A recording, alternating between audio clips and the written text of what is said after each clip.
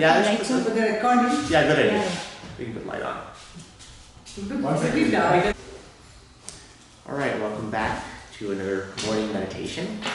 So why don't we start by taking 5 minutes, and you can do either surrender or self-inquiry, and we'll go from there.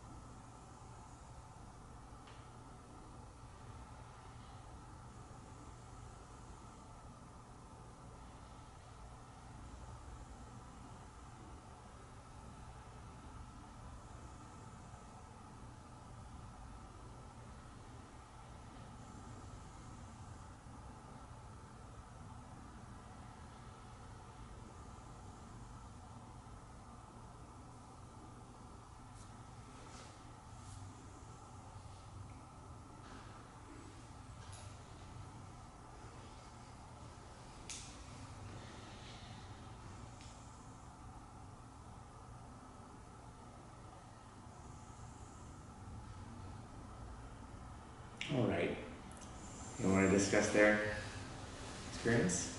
Huh? So while doing the surrender, at many instances, it sort of gets into thoughtless alertness. So I suppose thoughtless alertness is also a thought, and one needs to disengage from that too. But then, is it okay then if you continuously disengage and you remain in thoughtless awareness? Yeah, exactly.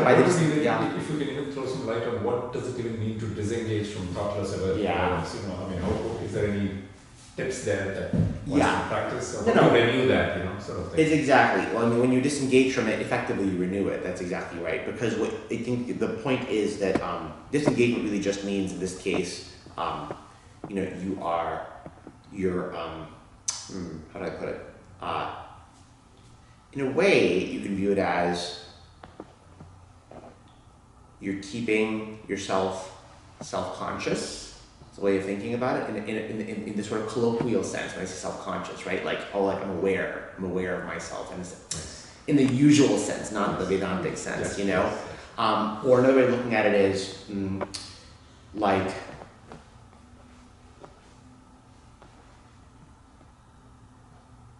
Yeah, you're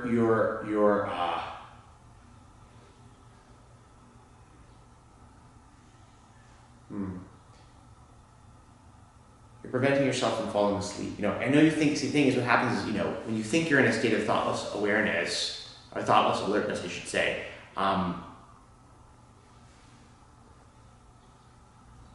it's very easy, almost instantaneous, for that to become like a subtle feeling into which you become absorbed. Yes. That's what we don't want to happen. So, basically. So, your idea is essentially to keep vigilant, right? Because, okay, let me give you an example. So, one of the ways that supposedly, right, I'm sure it's happened, the Zen masters would instruct their students is they would, take a stick, basically, right? And they would, as students were just, they were just there over time, over the whole day, right? He might come up behind them, and if they weren't paying attention, he'd whack them with the stick, right? So the point is,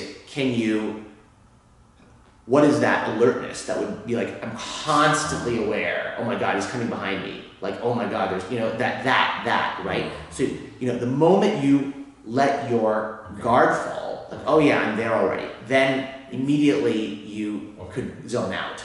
So it's very easy to think that you're in that alertness, right? So whatever that is, it makes sense. Yeah. So as you keep sort of in this sort of don't fall asleep, don't zone out, this kind of thing, right? Essentially, and then by that means, in fact, you do remain in that alertness much longer, right. by never becoming complacent. Basically, that's just the point. And so, beyond that, there's no. I mean, that's sufficient. No, I think that's good. That's I think it's very similar to the doorbell analogy that you gave also. Yes, exactly similar. Okay. Yes. Thank you. Yes, yeah. The doorbell analogy I had given a couple days ago was this idea of if you were looking out, let's say, out a window at a beautiful landscape, and your attention goes and gets absorbed into the landscape, and the doorbell rings. Suddenly your attention is brought back to yourself in a way. So when we do the practice of surrender, what we're trying to do is continuously bring our attention back from whatever it's engaged with.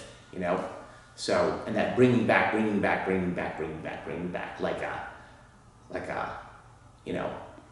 they sound the bells at a temple or a monastery, right? Continues to remind you, pay attention, that constantly sounding the bell.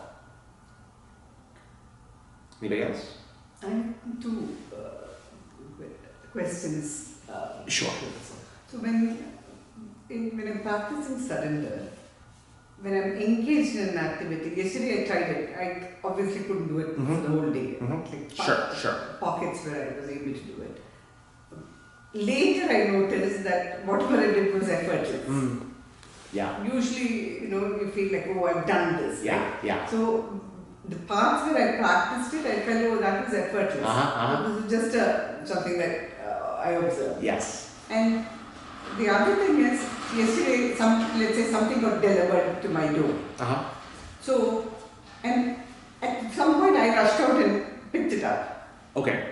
So there, I thought I was surrendering, but it's very hard to tell, right? Yes. Did I really surrender and did my body really go do it? Yeah. Or did I exert will to go do it? So it's very hard to differentiate. Yeah, that's right. There, right? Even like you said, sometimes you can think, yes, I'm actually surrendering, I'm letting my body mind. But it's very, that thing is very subtle. Yes. It's very hard to figure out at any point when I'm doing the practice, did I really I mean, you're 100% correct, and that's okay. That's okay. That is a it's an open question in a way. You know, it's a debatable point. It's a debatable point essentially whether I mean, it doesn't matter basically. So I guess what I'm really trying to say here. You do the surrender, and you know if there are blips that are interrupting, you know. Let's say they interrupt. It's okay. That you bring, as long as you bring your attention back, that's what matters, right? Your attention will go out for a second, maybe a second, maybe a minute. Right? What's a second, a minute, a day? They're all the same thing, really, in the end scheme. But as long as you bring it back, that's the point. You know, you're always going to have that question of like, oh yeah, was I fully surrendering? And the reality is you know. The reason it's hard to answer that question is because it's rooted in the whole illusion of individuality in the first place, right? What is you know, what really is surrendering in the first? What really is happening when you surrender, right? Is the question, and the answer is surrender can't be what it seems to be. Surrender seems to be a practice, but actually surrender is your nature. So there's an ambiguity there. You know, what is really going on? What is really going on?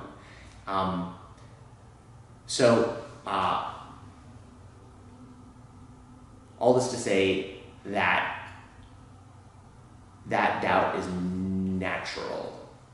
You know, it's the same doubt. You know, it's the same doubt basically that you know, it's like.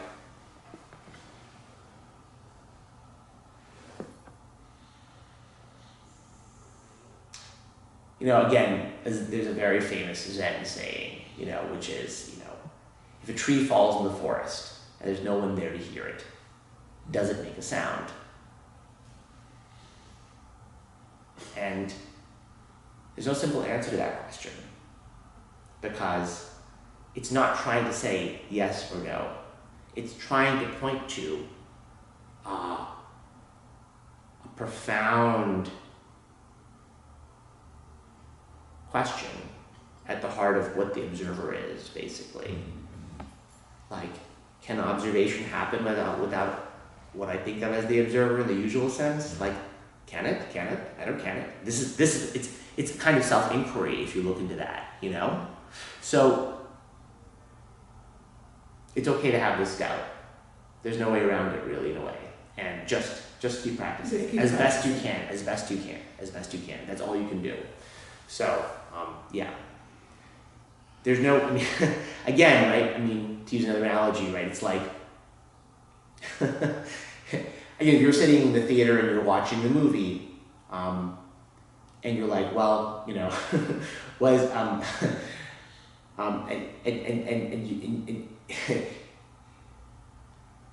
if you're practicing surrender as the movie watcher, right? Essentially, and you're like, well, I'm not sure if I was surrendering there or was the character in the movie that was doing something. I mean, the reality is always the character in the movie that's doing something. Your surrender doesn't affect the movie character one way or the other. You know, that you see. So there's a fundamental problem here, right? Because you even practice surrender. Technically speaking, it's happening in the movie. Correct. The self is not affected. Right? So what's going on here? The answer is it can't be quite what we're saying. So there's a slippage. What we're saying we're doing, what actually is happening cannot be exactly the same. There's a mystery here. you're right to hone in on it, and it's going to be a little bit ambiguous what's happening. Just do the best you can, basically, is what it comes down to. Yeah. Anybody else? And the distance is, I met you at least the last 2 days. Uh-huh. So when I practice, it is sometimes I start with surrender. I Mhm. mean, it is not like in the session sitting and thinking about something else, but at home when I'm doing, I'm switching between surrender and after that again I'm switching to inquiry. self-inquiry. That's great. So that is happening. It's complicated. I'm not able to stick to one practice, but That's fine. in some situations I'm using inquiry, in some situations I'm using surrender. That's great. You can mix and match. Absolutely. That's perfect. That's great. That's great. And in fact, I mean, like I said before, you can always mix and match not only between surrender and inquiry, but between any range of spiritual practices, like whatever you can do in that moment. So for example, Ramana says, if you can do nothing else, even just mechanically saying the word I is helpful. Right? A very primitive form of self-inquiry, you might say. If you can't do anything else, just say the word I. That's something. Because why? Because the idea is we're trying to create a line of concentration on the spiritual. Now, sometimes that line may be more intense, sometimes it may be less intense, but if you can do something on that line, whatever it is, listening to something, thinking, however shallow that thought may be, nevertheless it's something. So, if you can do that, it's good, basically. Whatever you can do in that moment, sometimes you have more capacity, sometimes you have less capacity, So, anything for you? No, like the same thing, you just say Shiva, that itself will, Yes. the whole thing you're gone. Yeah. That's a kind of Exactly. thinking of it or saying little tiny bit anything towards that direction, completely changed. Exactly. So are you familiar with surrender and inquiry No, yes. actually, this is my first time. Oh, it's your first time here, okay. This is also my first time coming to Okay, great. Center at YB. So I'll give the instructions for both. I basically I'm teaching my interpretation of Ramana Maharishi's methods for spiritual search. So we'll go through both. So why don't we start with surrender? Okay. So basically my instruction for surrender is the idea is we're trying to, like I was saying earlier, constantly keep our attention to ourselves. Bless you. Withdraw our attention from whatever objects are in the world and in our own mind, and bring it back to our own vigilance, basically, our own, keeping our attention to ourselves, without trying to forcibly ignore or forcibly, I should say, suppress or repress or push out any thought or emotion. It can all be there, but we're trying not to attend to it. Just like it was a television on in the background. You're not trying to turn it off. You're just trying to not be absorbed into whatever is going on there. And also the other part of surrender, which is part of it, which is very linked to what I just said, is to relax your willpower. Whatever feels like your willpower, relax that, except with respect to the practice of surrender. And surrender, and next thing I'll describe after that, which is self-inquiry, are both practices that we want to try to do as spiritual seekers all the time, as much as we can possibly do. But as I was just saying, if you can't do that, there are many other practices you can do that are easier. But if you can, we'd like to do them all the time. So why don't we take 5 minutes? Let's just all do surrender, yeah? And let's try it. So just relax. Basically, bring your attention back to away from the objects, whatever they may be. Objects are both external perceptions and also internal emotions and thoughts. Bring them back from that and relax your willpower. That's it. Does connecting to the breath count? Well, so in surrender, you're not. The breath is also a thought. So ideally, you just relax your attention from that too. You're not trying to concentrate on anything else except the withdrawal of attention from all objects of possible concentration. That makes sense? Yeah. Okay, let's try that for 5 minutes.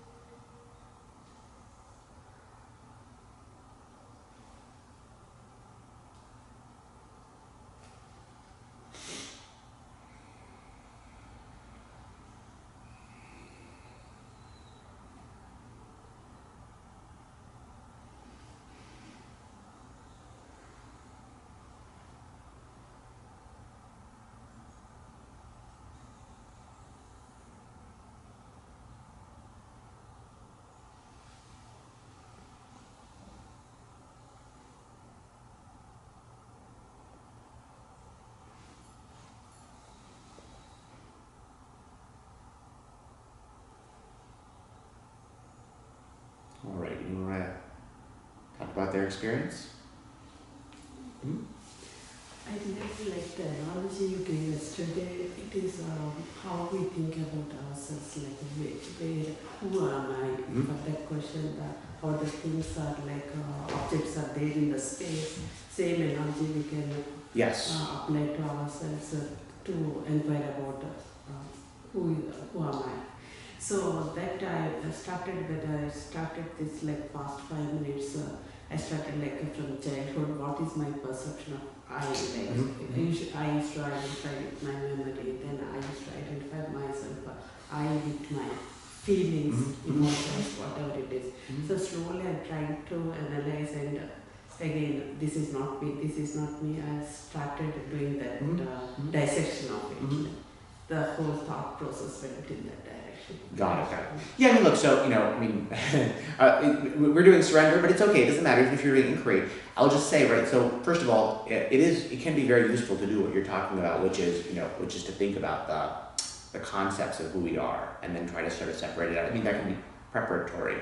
But I will just say, right, the heart of inquiry is always going back to that experiential component. Does that make sense when I say experiential? Yes. Yeah, that's the point, right? Because in the moment right now, right, you have the sense of I.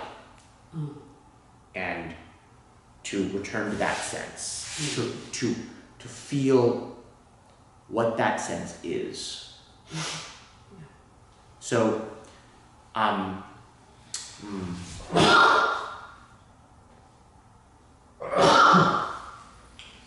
yeah, I mean, what you did is very helpful, actually. Can be very helpful. But I will just say, yeah, the essence of inquiry in the end is going to have to be right now, this 1 second, right now, in this current moment,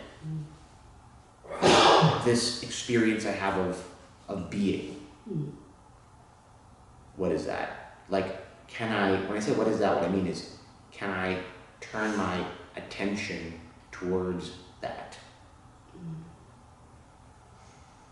Because ultimately, the conceptual separation of it's not my memory, it's not my body, etc., will dead end, and you'll have to turn to the experience and hunt it directly in the moment.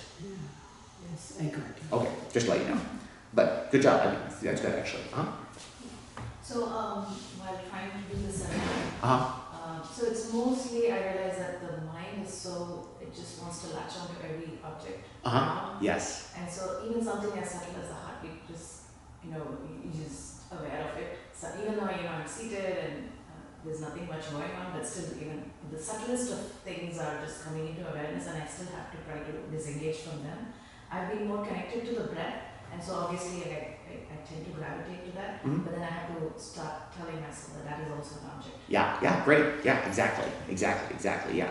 One thing I'll just add real quick, is, when our attention wanders, which of course it inevitably does, right? One thing to be aware of is, your attention wanders, and then it could be a very easy tendency to be like, I shouldn't have let it wander, right? And then you think about how the fact that it was wandering, and then you're like wandering further, like, oh, I shouldn't have done that, I should have done this, I should have been more concentrated, right? And it becomes like a series of thoughts about how you just failed to keep your attention, So when your attention does wander, the best thing to do is, okay, it wandered, now bring it back, right? Like, okay, wandered again, that's fine, bring it back, right? The moment you can, just with calmly, without any self-criticism, just bring it back, Because it's like, it's a good story about these monks, right? Basically these two monks who have a vow where they cannot touch women, basically, okay? And so, but there's a woman who has to cross a river, and the older monk says, let me help you cross, and he carries her on his back across the river, okay? And he sets her down, and later they're walking, and the younger monk goes, oh my God, I can't believe, how do you violated the vow, how could you do that, etc. And the older monk says, I just carried her across the river, you're still carrying her now. So it's an analogy, obviously. So, so if you make a mistake, it's fine. It's like acting. If you're acting in the theater, right? If you forget a line, the worst possible thing to do is, oh my God, I forgot a line. Now I'm gonna go crazy over that, right? If you forget a line, okay, move on, as smoothly as possible. That's fine, So anyway, you're gonna say something? Yeah, no, I was yesterday when following the question that Uh-huh. I asked you yesterday, like experience the silence and then go above it, Yeah. Uh-huh. and then bringing the like a experiential component into it, Mm-hmm. So I told you about the emotions and so now today's your message to like defocus on that emotion or Yes. try to get away from that emotion also but physically the emotion happens Yes. Yes. but you feel it but I'm trying to take my attention as much as possible from there to go further. Yes, just relaxing, exactly. Just in surrender, just relaxing it. Like I really like the analogies of, I think I said it the other night, but like a boulder dropping into the ocean, Just like letting go, right? Falling, that's what's happening, right? And as you fall, all these phenomena are occurring and you just don't hold on to them. That's it. That's you just relaxing, right? You're falling through time and space right now, You're moving right now through time and space. So just let go and allow yourself to be moved. Be like a feather on the wind, basically, right? Totally relax. Wherever the wind blows you, that's where you'll blow. Yeah. That's it. That's basically surrender. So, I mean, easier said than done, I know. That's what it is. Uh-huh. So then there's the emotion that arises. It's Yes. still arising. We're not putting a stop to them. Yeah, no. Let it arise. See, I mean, those emotions anyway. Yeah, it's basically yes. Let them be, whatever they are. Let them arise. Let them So let's arise. say there is fear. Sorry, yeah, that's fine. Let it arise. That's right. Okay. Yeah, let it arise. Let it arise, and you're just relaxing your grip on. You're just relaxing your grip on it. You're noticing. These are all the same ways of saying, different ways of saying the same thing. You're noticing the distance between yourself and that phenomenon. Like basically, when you notice that I am not this thought, I am not this emotion, you don't need to make it go away. You just need to notice that fact, which is the same as noticing effectively, even though it doesn't quite sound the same, but it really is the same as this thought or emotion is not real and should not be treated by me as if it were real. So it's just like a light show. That's the point, right? It's a hallucination, it's a dream, it's a mirage, all different ways of saying the same. Just like in a mirage, you don't need to stop the mirage. You just need to recognize it's a mirage and not allow yourself to think that it's not a mirage. That's it. And if you do think it's not a mirage, then bring yourself back. That's it. Does it make sense? But the sensations in the body are still going to be there. Sure. They can still be there. It's not a problem. Let them be. Let them arise. You don't have no need to stop any of them. Yeah, because it's like a giant TV. So it's just going on. It's on TV. It's fine. You're just not going to react to it as if the fire on the TV is a real fire. It's just an image on a TV. And your body and mind are also on the TV.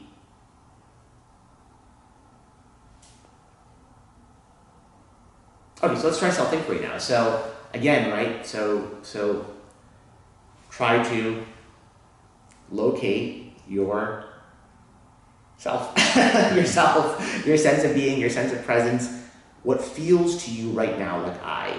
What feels to you right now like I? Try to locate that. And the cardinal rule of self-inquiry is whenever you think you have located what feels like yourself, you ask yourself a question, which is, am I aware of this? And if you are aware of this, that can't be you, because you are what is aware of things. You're looking for the one who's aware. And so whatever it is that you think you are, if you're aware of that, that can't be you. So and then you just repeat the exercise. But you're grounded in this very constantly with us experience of our own presence. So what is it that's present to all of this experience? Like, I seem to be here as this solid, thing. I'm here, like me. me. I'm somewhere inside that. What is that?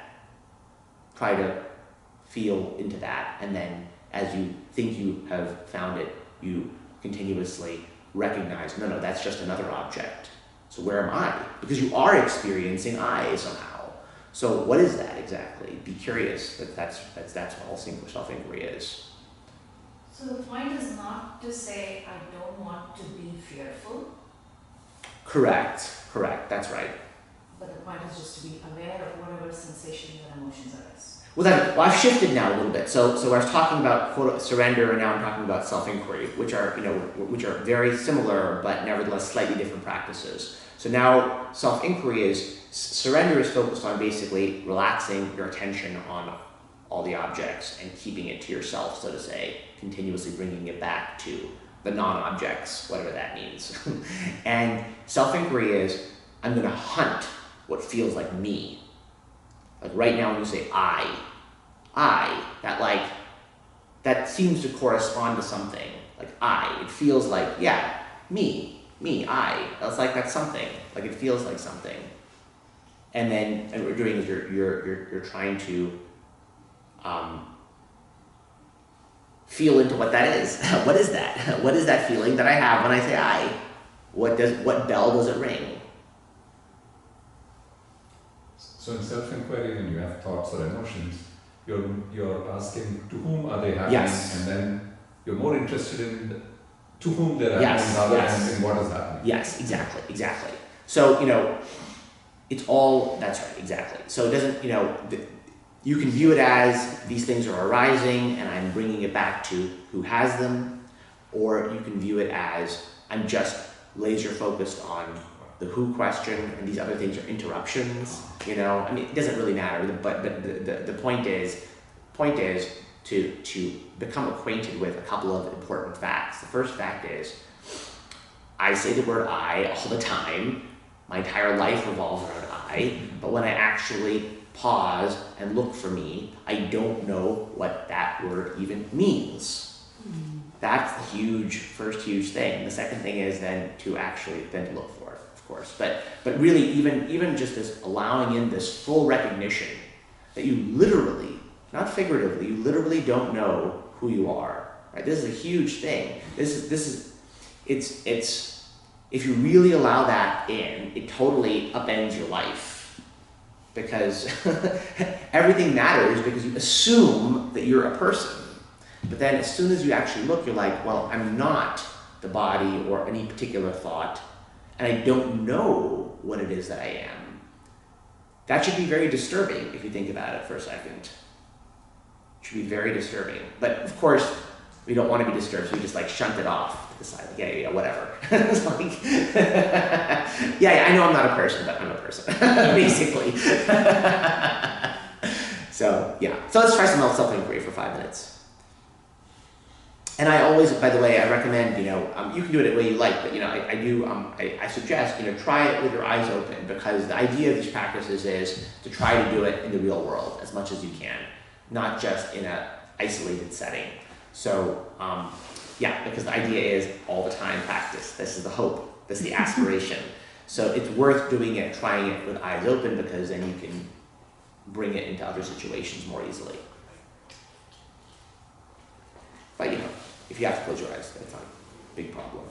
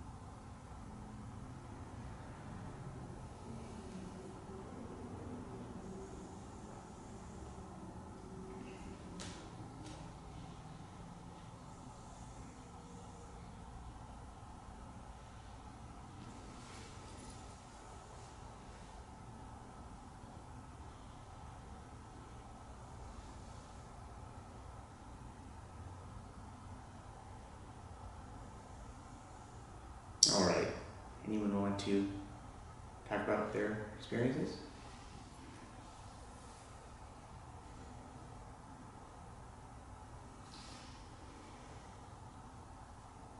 I think I'm still in the surrender. Well, they're very similar, really, you know, in many ways. There's just a slightly different angle, you know, because in self-inquiry, you're seeking the subject directly, and you're ignoring objects, and in surrender, you're ignoring objects, and you're bringing attention towards automatically what is non-objects, which is the subject. So I thought maybe I should set a timer, like for a prolonged time. Yeah. Well, actually, I'm glad you brought this up, which I was going to say, which is something I said last year too, which is you can feel free, even though we're doing these periods of 5 minutes, to just keep the practice up the entire time, you know? And it doesn't matter really, you know, it's not that important what I'm talking about compared to the practice. So, you know, feel free to just practice all the time.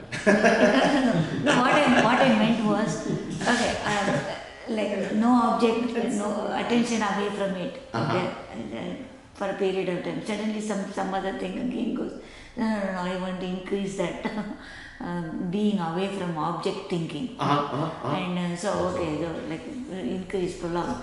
How about this, making it like chanting 7 hours, 8 hours, 8 hours, keeping. Yeah. So you are constantly reflecting on the slokas, right? Yes. So the same way, reflect on this for 8 hours, like we are able to sit and do it. Yeah. The same kind of. Yeah, if you can, that's great. Sure, why not? Do it for 8 No, hours. what I mean is, because the object there is the sloka. Yeah, correct. Even take that away from Yes, exactly. That's the difference. That's the big difference. Here, the object is a moving object. You know, it's like if I tell you, like, focus on the horizon, you know, and then, you know, you're moving, but the horizon, you know, I mean, as you move towards the horizon, let's say, you know, it recedes. So you're moving, it's not a specific object, you know, it is relative to whatever is around it, basically. Yeah. Or again, like, like the concept of space, same thing. Again, you know, what is space? What is space? Yeah. But very interesting, you can stay that long with the slokas.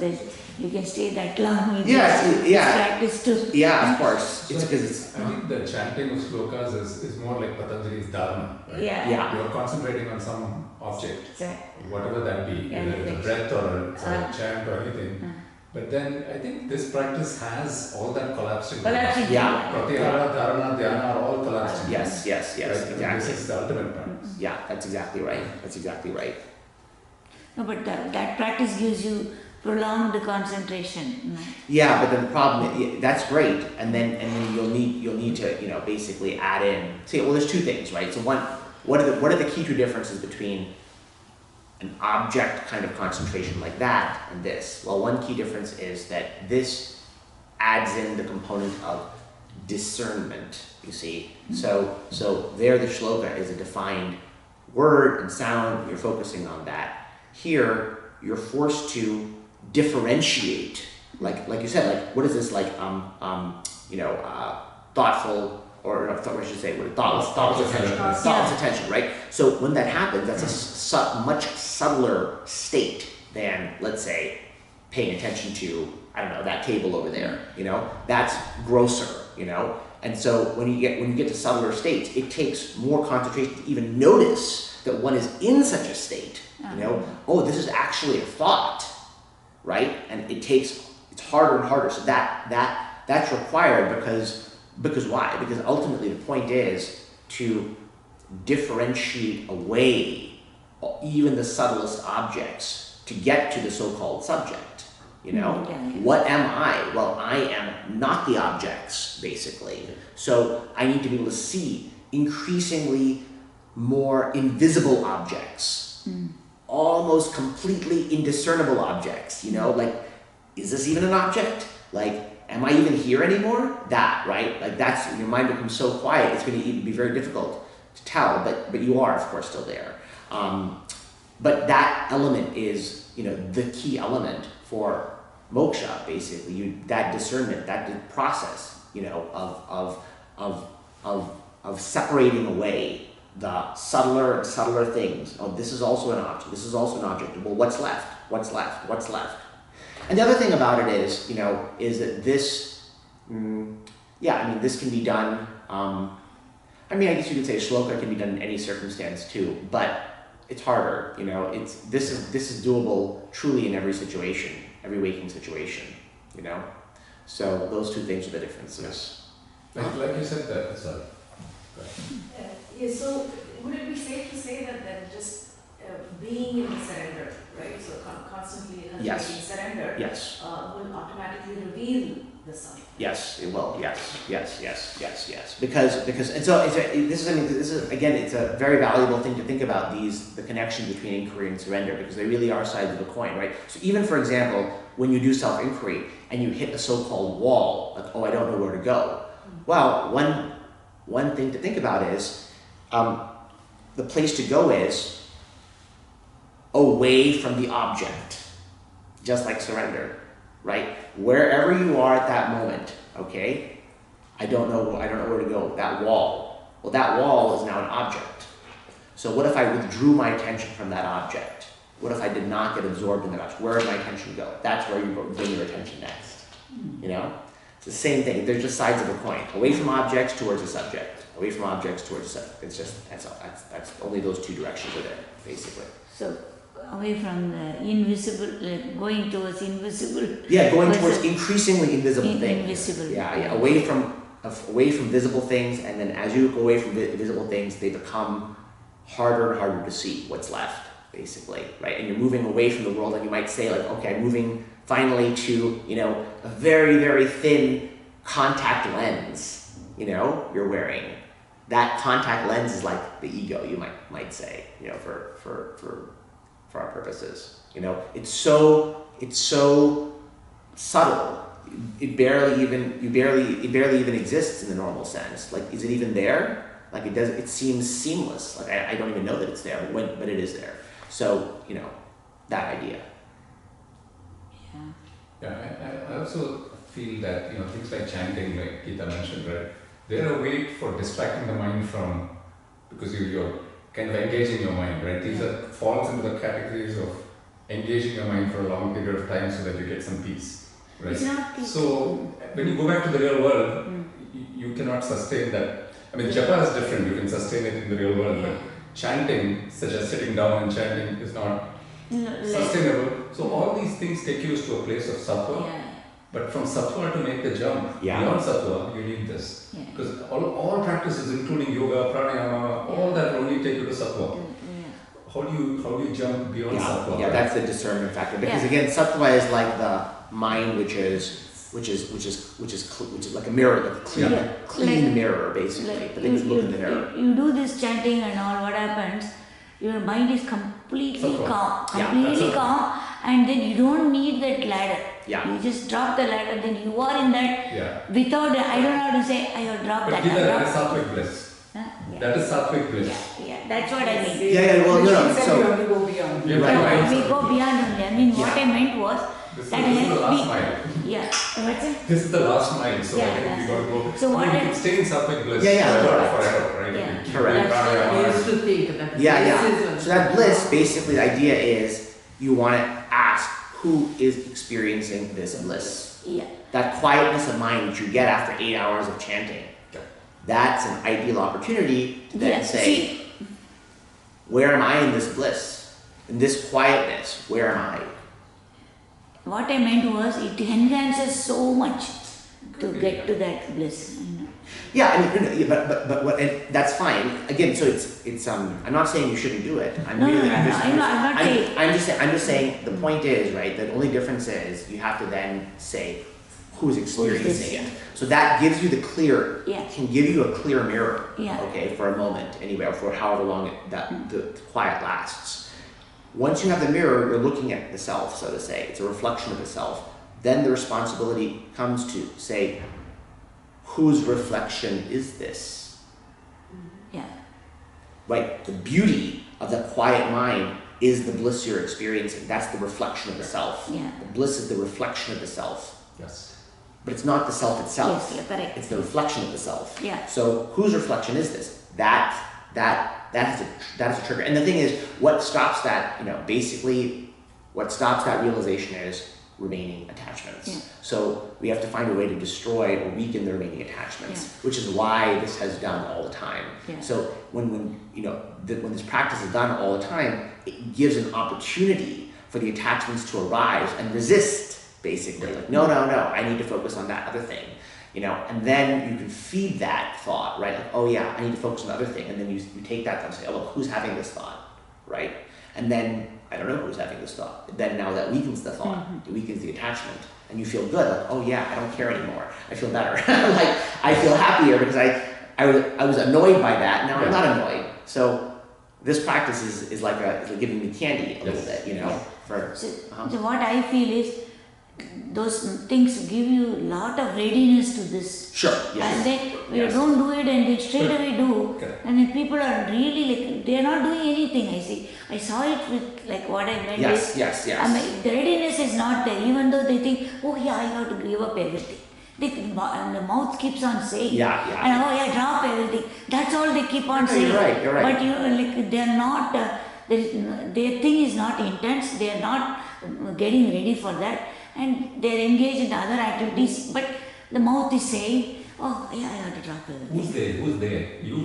I mean, what I mean is, what they are not actively doing any kind of, others or oneself. I mean, this not is about ourselves. what others means. What I mean is, do not do any of these kind of practices and go straight away to No, but what is it for us is what I'm saying. How does it matter? So if I have 4 hours, maybe this is a question for Akilesh. So if I have 4 hours, should I spend that 4 hours in chanting or should I spend 4 hours in self-inquiry? I think that's a decision we have to make. provided you are very Each of us has to make. Yeah, what I mean is, provided you are very ready, you bring you to the readiness stage and then. Yeah, so like I said, right? So for example, We discussed that, right? if one finds the practice of inquiry or surrender too difficult, then certainly one can do chanting. Yeah. But I will also mention one other thing, which is always something to be remembered, right? Which is when one does the practice, right? Whatever the mind and body do is what they do. So it's not like they're in conflict. One can be practicing, okay? And then it might end up that you're also chanting. Yes. But Yeah, that's what it is. that also separate issue. Yeah. That's not what you're talking about. It's a little bit different, right? Because you can be practicing inquiry and then your body can be chanting. That's fine. It's, Correct. Yeah. See, for example, going to a nicer place and having been very ready and then practicing this, all these things enhance so much. When, like, say for example, you go to very quiet place, that automatically leads you to that. But see, that's one thing, and your mind is very quiet by your other practices, and then on top of it you do this one, and the bliss that you feel is very. Yeah, but the thing is, it's true. But just to be aware, right? Again, like all of those things, right? Going to a quiet place, etc. They are, they're preparatory. But in the end, you're gonna have to go into the ocean. Yeah, what I meant is, Yeah, I hear what you're saying. But what I meant it's is, helpful for people who were not ready for the full practice. Is what you're saying. yeah, not ready. The readiness has also lots of things contribute to coming to that stage and that. Yes, I agree. That's what I meant. Yes. This versus that. I do all kinds No, of things. I think we have to retain all auxiliary practices. Yeah. I'm not saying, I think, like we had the discussion, I think we should, if you're doing yoga, that's your practice, meditation, pranayama. And then when you get to that equipoise of mind, then self-inquiry becomes easier. For those who can't get there directly. Yeah. Yes. And I think which, for me personally, I need auxiliary practices. Yeah. That's what I meant. That's all I'm saying. I don't need to talk about myself. I need auxiliary practices. Yeah. But then I'm thinking, because it's easy, because self-inquiry is so tough to do 16 hours a day, that auxiliary practices almost seem easy to slip. I'd rather get some yogic bliss. Yeah. So I'm tempted to do more auxiliary practices, and I'm wondering, should I do instead more of this? So that's kind of the question. No, but I think we have to ask ourselves. And it's an individual thing. Yeah. Akilesh mentioned the other day, right? Whatever practice will strengthen your self-inquiry and surrender to it. Yes. Whatever is going to be an obstruction for that, don't do it. That's right. That's like, that's all. If you remember, and if I remember that, that's the guideline for me. So I feel these practices also, at least you are trying to get closer rather than not doing it. Yeah, exactly. That's what I like I see Totally agree. my own family. I see that they are all watching TV. They are all doing all kinds of things. They are not doing anything towards that. Yeah. And you cannot say I want to drop everything. No, it doesn't make. Everything will act according to your fate. Yeah, Nothing. totally agree. And I feel I say anywhere you do Yeah. some intense practice. Yeah. Somewhere you do, but at least try going towards it. Sure. That's all I do. Makes Right? sense. Which I have Tell me. clarification. So when I'm doing surrender, there are times when I fall out of it, right? Mhm. Like I get drawn into this Yes. habitual pattern of the mind and body, like Yes. being drawn into it. So does it help to kind of analyze what took me out of Yeah, that? it does help. Yeah. Does it yeah, help? It does help. Yeah, Or because is it unnecessary initially? No, it helps. It helps because if you notice the themes, right, in what draws you out, that will tell you some of the patterns of your attachments. So, for example, right, some people are like, oh, I find it extremely difficult to do surrender when I'm talking with other people. That's For right. example, Exactly. right? Yeah. So that's valuable to know because, among other things, it can give you a lot of information of different kinds. But one thing that that helps you do is, okay, I'm going from a situation where I'm alone, and I'm going to be talking to somebody now. So if you know that, and you know this is a vulnerability, then you can defend yourself against it. Like, oh, I'm going to double my efforts now to stay in surrender while I'm with this person, right? So, that can heighten your alertness essentially. So yes, it is valuable. It is valuable. Okay. Yeah. So does it help keep a diary to see? Yeah, sure, absolutely. You can, 100%. Absolutely. Yeah, it's good. It's nothing wrong with that at all. So I mean, in the end, you may not need it. Like eventually, you may not need it anymore. But analyzing the pattern of attachments is good, basically. Yes. Yeah, because typically when you're talking to somebody, Yes. if I'm like doing surrender or Yeah. self-inquiry, Uh-huh. then at least at this stage where I am, Yeah. I feel like maybe I'm not paying attention to what Exactly. they're saying. Right? Exactly. So Exactly. if they come back and ask me a question, will I be able to respond to them? Right? And So those are all fears. That's a fear. Yeah, that's a fear. Right? Exactly. That's a fear of looking good, Yes. fear of Yes. being attentive, Yes. whatever, right? Yes. It's all those Yes. attachments and Yes. fears. Exactly. So, Yes. so there, it's like, so that I know. Yes. It's just something I know, but there are many cases where I don't know. Yeah. what that is. No, it is valuable. It is valuable. It is valuable to see that. 100% it is, and then you can be more alert to defend against them, and maybe take other actions also. So yes, that's great. Yeah, I would recommend it. Okay. You got a question? I actually had the same question that she was having, as in how do I, so when you're saying, continue doing it throughout the day, that's what I get, right? Like try Yes. to practice it. As much as you can. So, but when Yes. you're doing it, you're not engaged in the activity. And so then the other person will also get the vibe that, there is no engagement. So, I guess what I am feeling, the other person is also going to feel. And so then I'm just trying to figure my way out through that situation. Yeah, I mean, look. So this is it. This is of course the fear. Okay, that comes with it. I mean, basic theory of all this again. Which I did. Last day or two is you're not really in control of your actions. Actually, you think we think we're the body and the mind, but we're not. And so this idea that I have to be present, otherwise the conversation is not going to go well, is incorrect. The reality is the conversation is going to go however the conversation is going to go, either well or poorly, but either way, I have nothing to do with it. That's the truth, actually. But it feels like I have something to do with it. That's the illusion. So, of course, there's a fear. There's a fear of looking inconsiderate, foolish, or whatever else. Those are attachments, basically. So, what happens is, and again, there's I'm laughing because there's always there's a certain hypocrisy in any talking about this, right? Even talking about this, I'm talking about it necessarily in a way that isn't quite accurate always. But anyway, one metaphor I like to use is it's like this. It's like someone's in a wheelchair, okay? Someone's in a wheelchair, but they're in a wheelchair not because they have a physical defect with their body. but because they believe they cannot walk. Okay? Now, someone stands them up, okay, and says walk, right? And then like the first thing that happens is they collapse into the ground.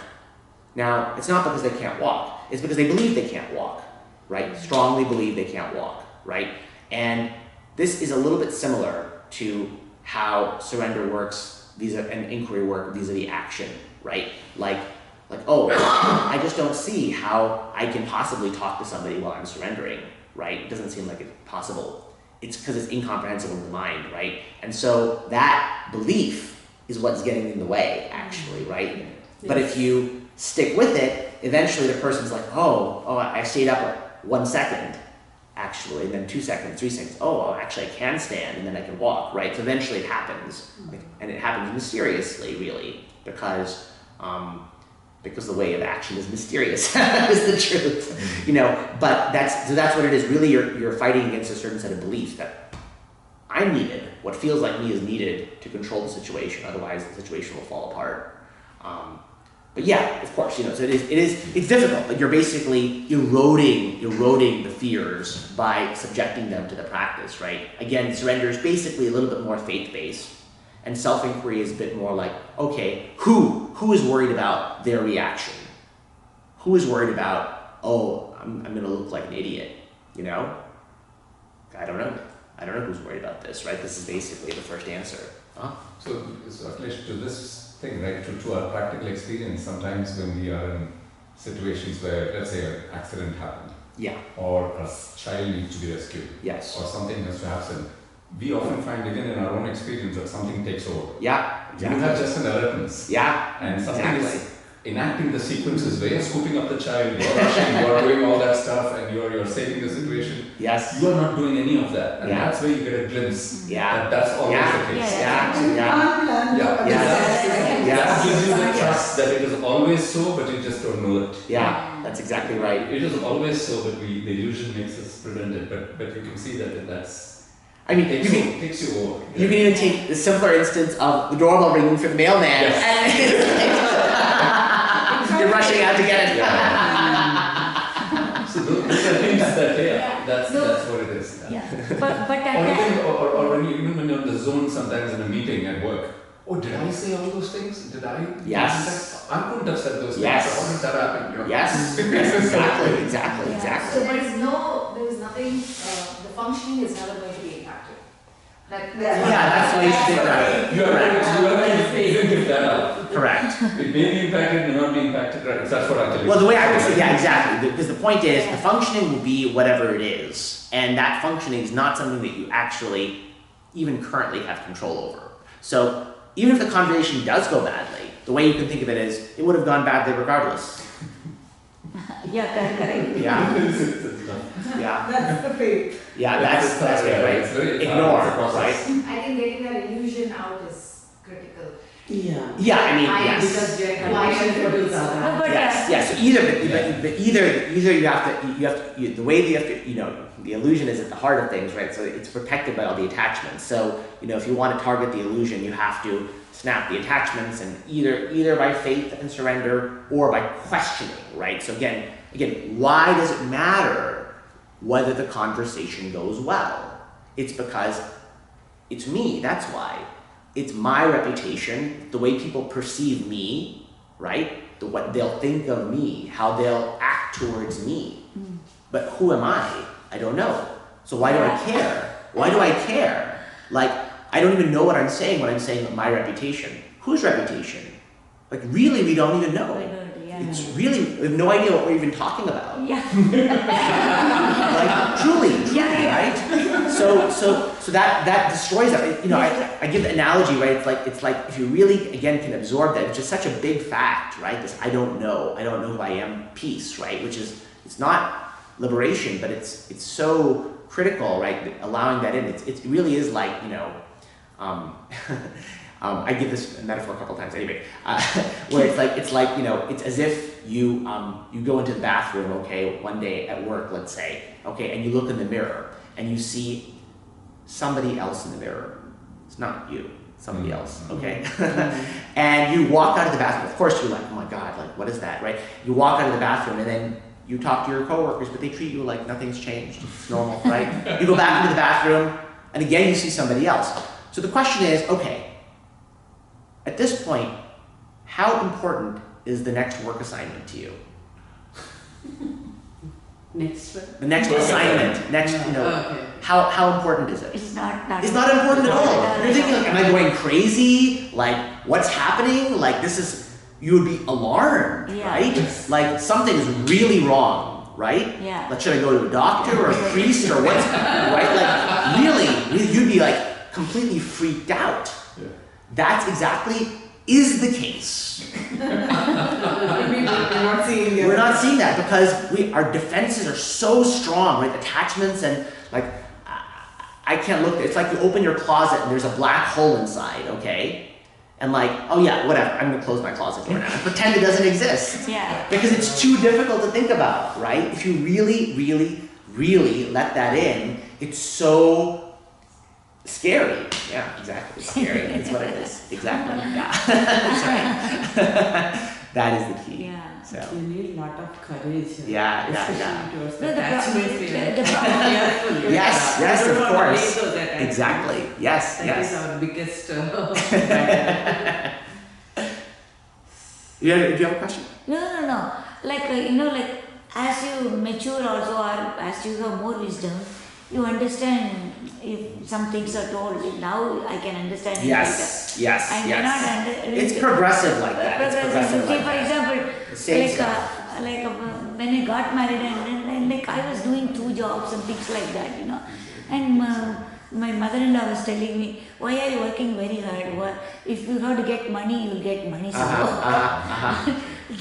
then I thought that's a stupid statement because I am into money making and I am enhancing my skills and things like that. And I am doing 2 jobs and here the woman comes and says, why are you bothered? If you have to get that kind of money, you will somehow get it. And that time I thought it's really stupid to say. They are all following Ramana from the beginning. And they said, from the context, if I had understood, I would have understood. Understood, yes. I didn't understand it at all. Now I know. It is. But at the same time, there's nothing wrong in you striving Correct. to improve as long as that's also a way of expressing. So I think this could be a trap also if you, for tamas, if you use this philosophy to not do something which is dangerous. I Yeah, think it's okay to be a warrior, it's okay to be a soldier, it's okay to be a policeman, it's okay. that's correct. Yeah, no, it's tricky. But my mind also has matured, no? Yeah. And No, but even now, if you wanted to go excel in your career, there's nothing that precludes that from this path. yeah. That's true. Not path or anything of the sort. Deeper meaning I didn't understand then. I At that said time. that's what I meant. Yeah. Well, we'll continue this discussion. I think we're done for today. Thank you all for coming. Thank you for coming. Thank you for your time.